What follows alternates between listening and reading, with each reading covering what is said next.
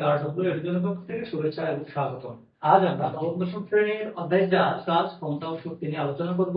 কাজ, ক্ষমতা, শক্তির এই লেকচারে আমরা শিখব কাজ কি জিনিস, শক্তি কি জিনিস এবং শক্তির নিত্যতার সূত্র, শক্তির বিভিন্ন রূপ, গতিশক্তি এবং বিভব শক্তি। চলো যাত্রা শুরু করা যাক।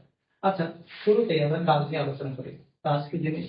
কোন বস্তুর উপরে যদি আমরা বল প্রয়োগ করি, বল প্রয়োগ করার ফলে বস্তুর বলের দিকে যে সরণ ঘটে, সেই সরণ এবং বলের গুণফলকে আমরা কাজ বলবো। তাহলে চলো একটু জিনিসটা বুঝে নিই। ধরলাম একটা বস্তু, একটা বস্তু, এর উপরে আমি এক বল প্রয়োগ করছি, এর উপরে এক বল প্রয়োগ করছি। এক বল প্রয়োগ করার ফলে বস্তুর বলের দিকে সরণ হলো এস, এই বলের দিকে এই পর্যন্ত সরণ হলো এস। তাহলে আমরা কাজ বলতে পারি W equal to F F W equal to F S। তাহলে কাজের একক কি হবে? F এর একক বা বলের একক হলো নিউটন, দূরত্বের একক হলো মিটার। তাহলে আমরা এটাকে একবারে সুন্দর করে লিখতে পারি জুল। সুন্দর করে লিখতে পারি জুল। তাহলে কাজের একক জুল, কাজের একক জুল। এবার মাত্রা নিয়ে একটু আলোচনা করে নিই।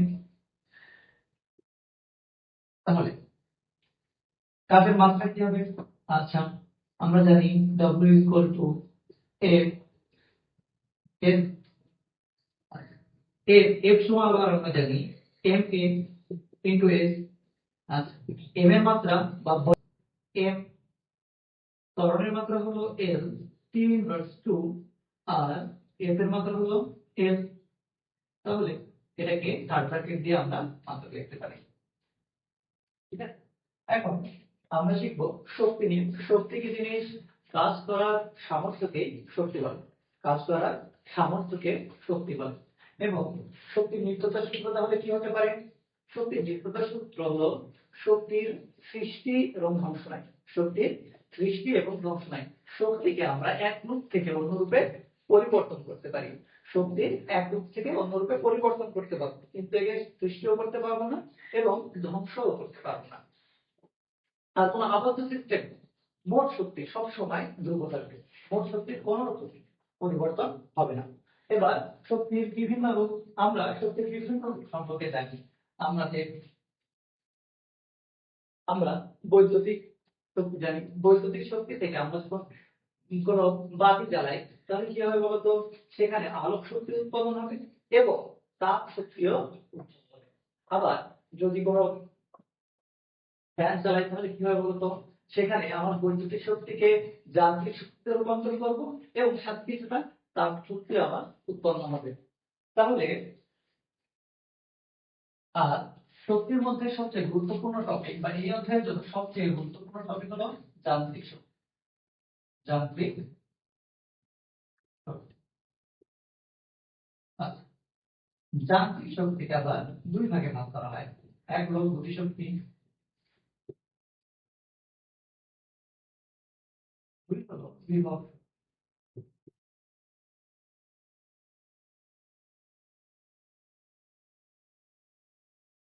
গতিশক্তি কি জিনিস? কোন বস্তুর গতির কারণে, কোন বস্তুর গতির কারণে যদি কাজ করার কোন সামর্থ্য অর্জন করে, তাহলে সেই শক্তিকে আমরা বলবো গতিশক্তি। আর বিভব শক্তি কি জিনিস? কোন বস্তুকে এক স্থান থেকে অন্য স্থানে রাখলাম, এই রাখার ফলে বস্তুর মাঝে যে শক্তিটুকু সঞ্চিত থাকে, সেই শক্তিকে আমরা বলবো বিভব শক্তি। আচ্ছা, গতিশক্তিকে আমরা প্রকাশ করি ই কে দ্বারা। তাহলে ই কে লিখতে পারি আমরা হাফ এম ভি স্কয়ার। আর বিভব শক্তিকে আমরা প্রকাশ করি ই পি দ্বারা। এখানে লিখতে পারি, সূত্রটা লিখতে পারি আমরা এম জি এইচ। তাহলে গতিশক্তি হলো কি? E K equal to half M V square, আর বিভব শক্তি হলো E P equal to M G H. আচ্ছা, চলো আমরা শক্তির নিত্যতা সূত্রে প্রমাণটা একটু দেখে নিই। শক্তির নিত্যতা সূত্রে প্রমাণ যে আমাদের মোট শক্তি সবসময় ধ্রুব থাকবে। তাহলে দেখো, একটা ধরলাম একটা বস্তু ভূমি থেকে এই উচ্চতায়, ভূমি থেকে কত উচ্চতায় আছে? এই উচ্চতায়।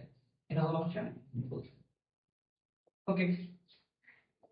তাহলে এটা হলো আমার এ অবস্থান, এটা হলো বি অবস্থান। কিছু সময় পরে বস্তুটা আবার ভি বেগে সি অবস্থানে নেমে আসলো। ধরলাম এতটুকু উচ্চতা হলো x। তাহলে বলো তো এতটুকু উচ্চতা কি হবে? h minus x। ঠিক আছে, এবার এবার আমরা একটু গতিশক্তি নিয়ে আলোচনা করব।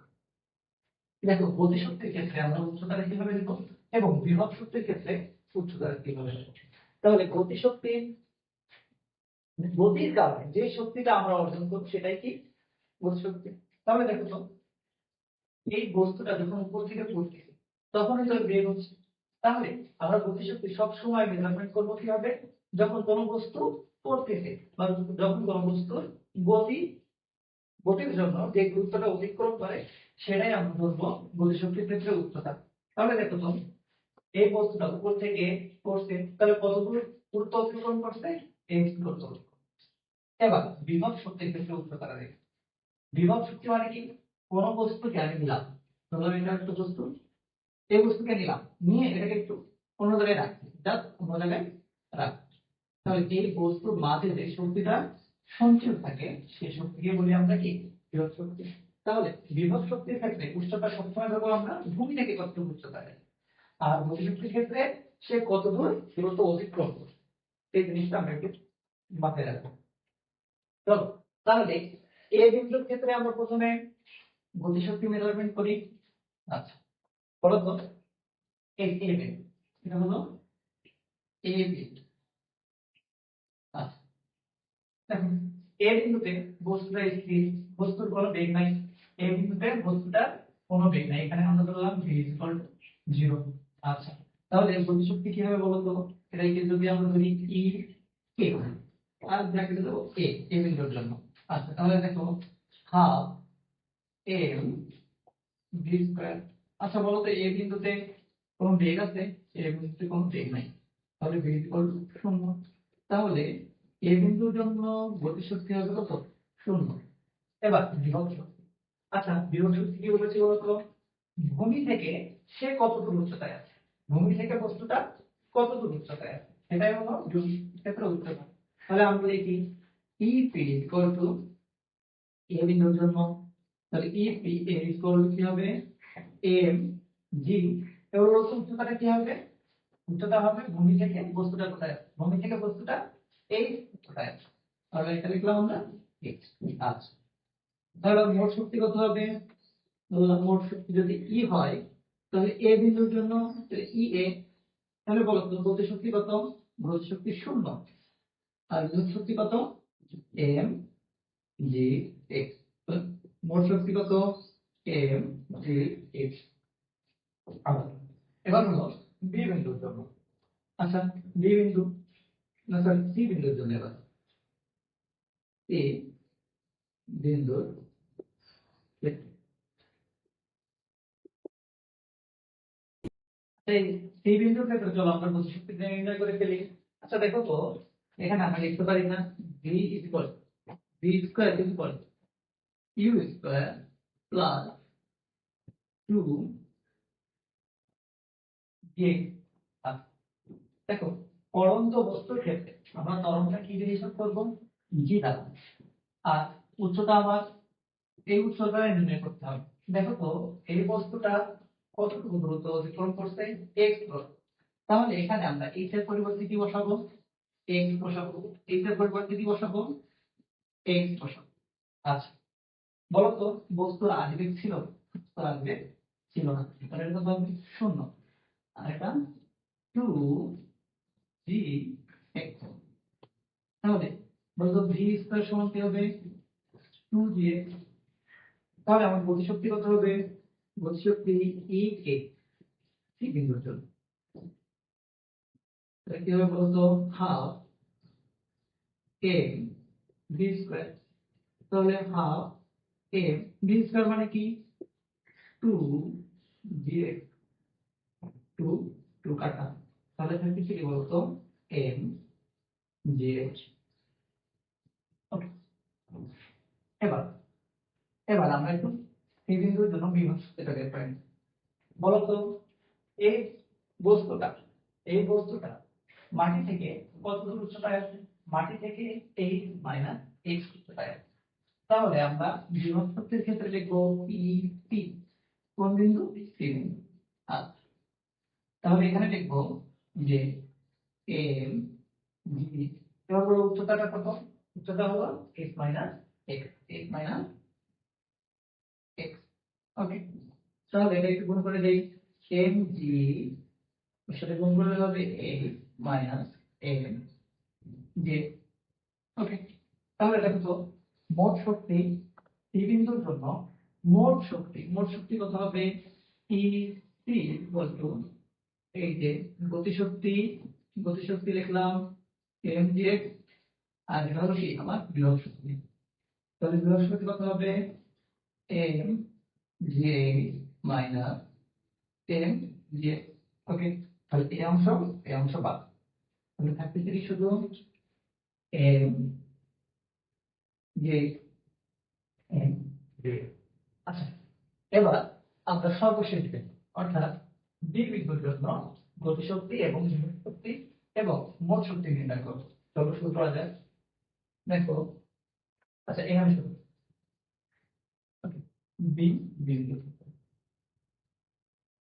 বি বিন্দু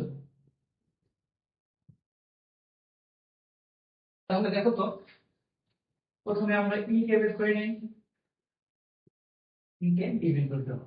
ওকে, আচ্ছা, তাহলে আমাদের সূত্র কি? Half M V square.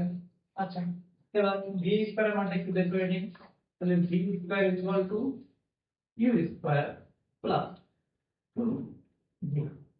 আচ্ছা, এই বস্তুটা বি বিন্দুতে আসার জন্য কত দূরত্ব অতিক্রম করছে? এই দূরত্ব অতিক্রম। তাহলে এখানে আমার উচ্চতাটা কত হবে? ইউ শূন্য, তাহলে এটা বাদ, তাহলে থাকছে কি শুধু 2v। তাহলে v স্কয়ারের জায়গায় আমরা কি বসাবো? 2v 2 2 কাটা, তাহলে থাকছে কি বলতো? m g। আচ্ছা, এবার এবার আমরা একটু বিভব শক্তিটা বের করে নিই। দেখো তো ভূমি থেকে এই বিন্দুতে বস্তুটা কত উচ্চতায় আছে বলতে পারবে? ভূমি থেকে এই বস্তুটা শূন্য উচ্চতায় আছে।